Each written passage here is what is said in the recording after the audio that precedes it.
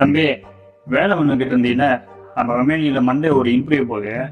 எத்தனை அட்டன் பண்றியா? உங்களால ஒண்ணும் வேணா நீயே வச்சுக்கோ. ஏடா பேச்சு திமிரா இருக்கு. என்ன ஆப் ஒன்று கண்டுபிடிச்சிருக்கேங்க. ஆப்பு கண்டுபிடிச்சிருக்கேன். ரிவ்யூ சொல்லி தானே எந்த ரெஸ்யூம் கொடுத்த? டெலகிராம் தானே.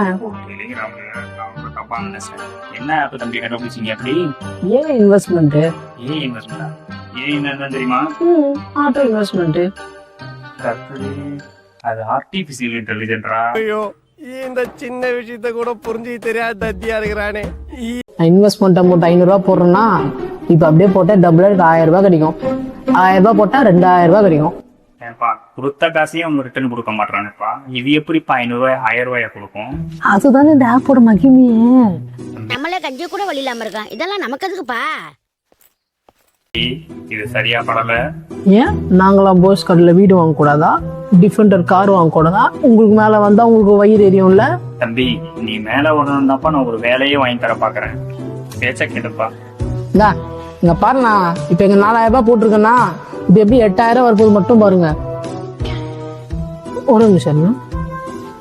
நான் இங்கேயே தான் பார்த்தேன். நீ பாருங்க.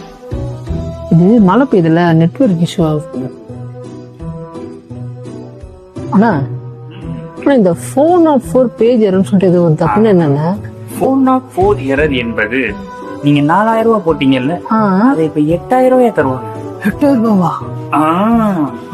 ஏன்டா 404 என்னன்னு தெரியல, நீ எல்லாம்